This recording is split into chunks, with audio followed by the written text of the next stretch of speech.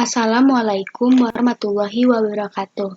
Saya Disti Ayu Rinjani dari 10 IPS 1 ingin menjelaskan materi bagaimana terbentuknya jaringan keilmuan di Nusantara. Berikut adalah penjelasannya. Terbentuknya jaringan keilmuan di Nusantara terbagi menjadi dua peranan. Peranan yang pertama adalah peranan raja, wali, dan ulama dalam pengembangan Islam di Indonesia. Peranan yang kedua adalah peranan istana masa Islam di Indonesia. Ketika Kerajaan Samudra Pasai mengalami kemunduran dalam bidang politik, tradisi keilmuannya tetap berlanjut. Samudra Pasai terus berfungsi sebagai pusat studi Islam di Indonesia. Malaka juga memiliki fungsi antara lain, Malaka berfungsi sebagai pusat studi Islam di Indonesia, lalu Malaka mengundang banyak ulama dari mancanegara untuk berpartisipasi. Juga Kerajaan Malaka giat melaksanakan pengajian dan pendidikan Islam. Perpustakaan pada masa ini juga sudah tersedia di istana dan sudah bisa difungsikan. Untuk mengintensifkan proses Islamisasi, para ulama telah mengarang, menyadur, dan mengajarkan kitab-kitab. Dari Jawa misalnya, Sunan Bonang dan Sunan Giri pernah menuntut ilmu ke Malaka. Akibat dari hal itu adalah hubungan antara kerajaan Islam, misalnya Samudra Pasai, Malaka, dan Aceh Darussalam, sangat bermakna dalam bidang budaya dan keagamaan. Ketiganya tersohor dengan sebutan Serambi Mekah dan menjadi pusat pendidikan pengajaran agama Islam.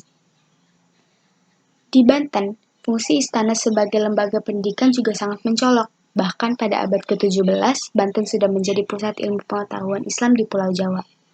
Para ulama dari berbagai negara juga menjadikan Banten sebagai tempat belajar.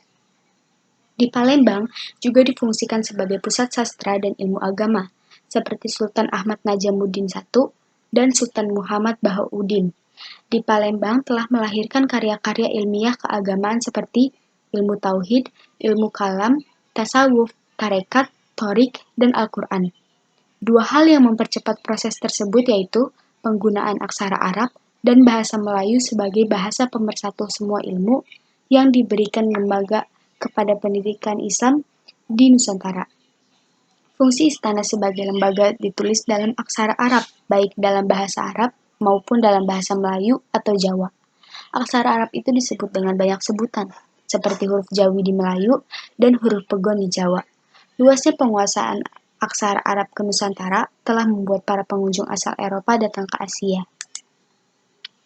Selanjutnya, setelah terbentuknya berbagai ulama hasil didikan dari istana, muridnya melakukan pendidikan ke tingkatan yang lebih luas. Tempat pendidikan tersebut bernama Kutab. Kutab ini berada di wilayah Arab. Kutab disebut juga lembaga pendidikan Islam yang berlangsung di rumah ulama. Pelajaran yang diberikan Kutab antara lain menghafal ayat-ayat pendek, membaca Al-Quran, belajar sholat 5 waktu, dan mengenal kitab-kitab. Peranan wali dalam pengembangan Islam salah satu contohnya adalah Hamzah Fansuri.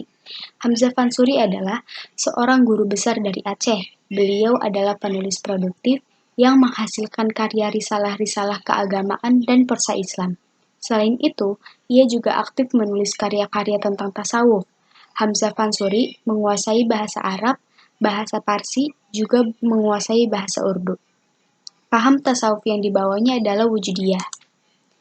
Kitab tasawuf yang dikarang Hamzah Fansuri, yaitu kitab Bustanus Salatin. Berikut adalah gambaran dari kitab tersebut. Adapun ulama yang berperan lainnya, antara lain Abdurrauf bin Ali Al-Jawi Al-Fansuri Al-Singkili, yang berperan menyiarkan tulisan kaligrafi di kalangan masyarakat. Juga ada Nuruddin Aroniri, yang berperan menyiarkan bahasa Melayu di kalangan masyarakat. Adapun beberapa ulama yang menyebarkan agama Islam ke berbagai daerah. Antara lain, yang pertama ada Dato' Rimbandang, ulama yang berdakwah dan menyebarkan agama Islam di daerah Goa, Makassar. Yang kedua ada Dato' Sulaiman, ulama yang berdakwah dan menyebarkan agama Islam di daerah Sulawesi Tengah dan Utara. Yang ketiga ada Tuan Tunggangri Pararangan, yaitu ulama yang berdakwah dan menyebarkan agama Islam di Kalimantan Timur. Dan yang terakhir, ada Penghulu Demak, yaitu ulama yang berdakwah dan menyebarkan agama Islam di Banjarmasin, Kalimantan Selatan. Itu saja penjelasan materi tentang jaringan keilmuan di Nusantara yang dapat saya jelaskan. Semoga apa yang saya sampaikan dapat bermanfaat bagi kita semua. Apabila ada kesalahan-kesalahan kata atau penulisan, mohon dimaafkan. Sekian dari saya, terima kasih. Wassalamualaikum warahmatullahi wabarakatuh.